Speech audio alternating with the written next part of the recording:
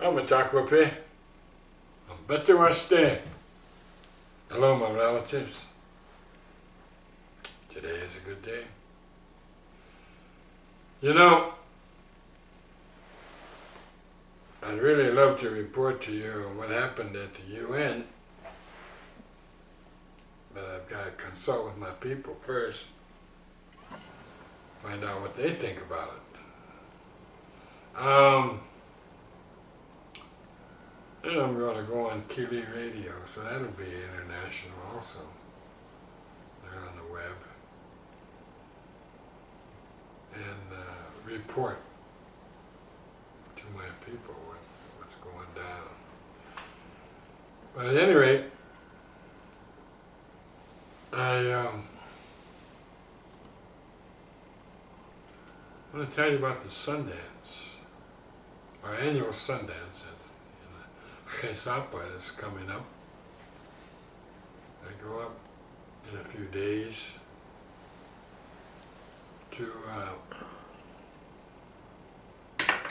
to begin the preparation. It's at a national park, Cave National Park, and every Sundance after we put up everything was put up, and we put up our camp. When we tear down everything, we have to leave it as close to the way it was when we went in there. Well, I know I'm going to need your help on this one, because this is our 34th year.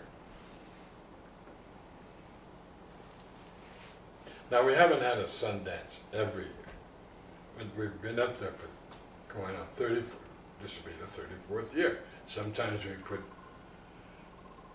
young men up on the hill to cry for a vision, and sometimes we just camp out. But the point is, we're always up there for spiritual reasons, because that's our holy land, Cave National Park. Now, we've got along with him famously, and here's where I need your help, or we need your help. This year, 2 years ago, you know, the superintendents of national parks, they rotate. They go around, around, around. And we've always had these white men, or in one case it was a white woman who was superintendent all these years. We've got along famously. But now there's Mexicans come in. Vidal, that's his first name. And Vidal wants to change things. For the first time in 34 years. Our Sundance is out of sight. It's out around the bend, and it's by itself. And that's the way it used to be traditionally, because little kids, you know, younger than 6, were discouraged from being brought. I mean, just nobody did it, brought to a Sundance, because that's a sacred place. It's a sacred event, and the totality of its sacredness is what should be respected. Now, little kids, younger than 6, have no idea about the world that they're exploring. So they just love to play, they love to relate, they love life, and they want to be themselves. And we, my people, we encourage that. Well, if you take them to a Sundance, they can't be themselves. They can't sit there. That's not their nature. Their nature is to learn about things that they want to learn about. They're younger than 6, remember. So in our philosophy, we say, let the children, the little ones under 6, let them be children. Let them be themselves.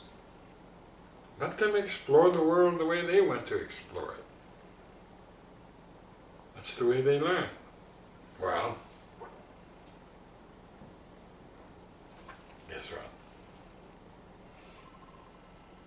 That's why we have our Sundance out of sight.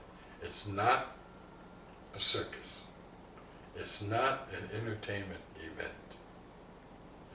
We have no chairs. The only time I've seen chairs up there is when some old person comes up. It's half a mile away from camp, out of sight, and you have to walk there. So a lot of old people can't make it because it's too far to walk. They want to drive up. Can you imagine? I can't anyway. So it's in a secluded, respectful place.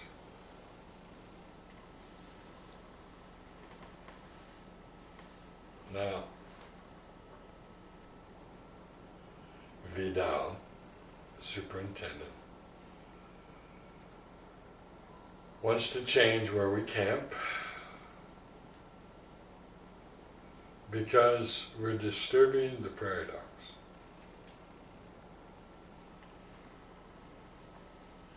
Aside from our treaty rights, aside from the American Indian Freedom of Religion Act, this guy, after 34 years, wants to change things. Because, guess what? Because the prairie dogs have brought up archaeological findings. So they don't want the spot disturbed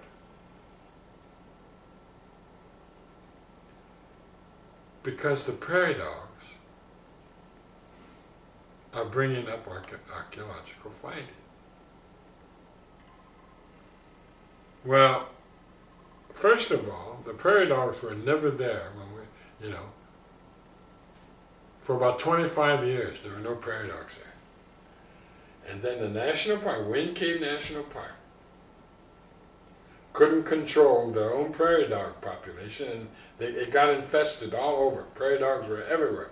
In fact, the neighboring state park, Custer State Park, complained, and the neighboring ranchers complained about Wind Cave National Park and their prairie dog problem, because they was spilling over onto their land. The prairie dogs were. You know they have 3 litters a year. So, finally they found some way to get rid of them, humanely. I get rid of quite a bit of them. They never took out the ones that were where we camp. So we moved, out of respect for them, we moved our camp down in a wet area. But it's in the same area, but there are no prairie dogs. The prairie dogs are. But we still parked up there. Well, they want us to park in a different place and camp in a different. I'm all for parking in a different place. Let the prairie dogs win. Why don't they get rid of them? Archaeology. You know, this whole country, this whole continent, the whole world is an archaeological treasure. Everywhere you go, there's some archaeological treasure.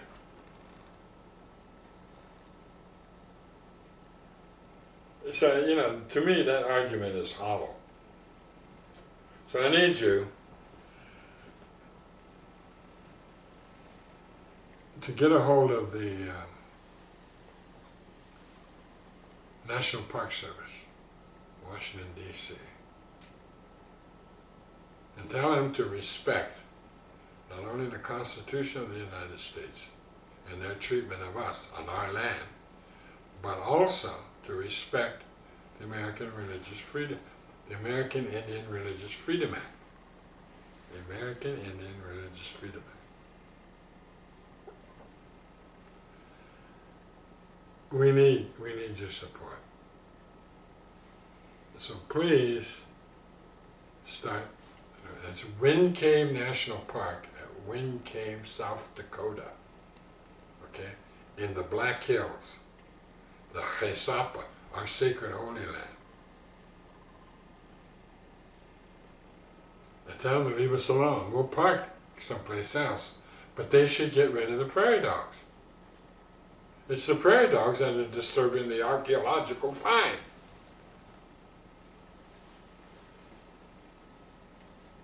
Along with endangering Custer State Park, because we're near the line, as well as endangering the neighboring ranchers on the east side of the park, which is just over this one mountain. It's the whole scenario is ridiculous, okay? But it's the government. It's the government. What can I say, man? So all of their white tape, we got to get rid of. Yeah? And get back to reality. We've been there 34 years. 34 years. Oh yes, it rains once in a while. Quite a bit this time of the year. Consequently, sometimes it's happened twice. Once a big truck got stuck out there. And then my van last year got stuck. Now they want to hold that against us. Because it got stuck. It's like, what, the earth doesn't heal herself? Yeah. One year it rained so much, we have to drive in and out with our trailers and our pickups to bring the necessary poles and all the apparatus that is needed for the Sundance. So we have one trail out there, one trail. And so there was a superintendent that was really disturbed by that. So we said, okay, I'm going to prove to you that it doesn't matter. And so we skipped a year. We're going out there. So that's 2 years between, 24 months. 2 springs, 8 seasons. We came back 2 years later, and you couldn't tell where that trail was. That's how fast the earth can recuperate. So we made our point. It's amazing people that are custodians of a sacred federal land park, or whatever they call it, and they don't know anything about it. Yeah. It just disturbs me that the first brown man that comes to run that park is the one giving us problems. A Mexican to boot, he's part Indian, for crying out loud. Wonders never cease. Wind Cave National Park. Wind Cave, South Dakota. Get all the National Park Service in Washington, D.C., please. Dokshake.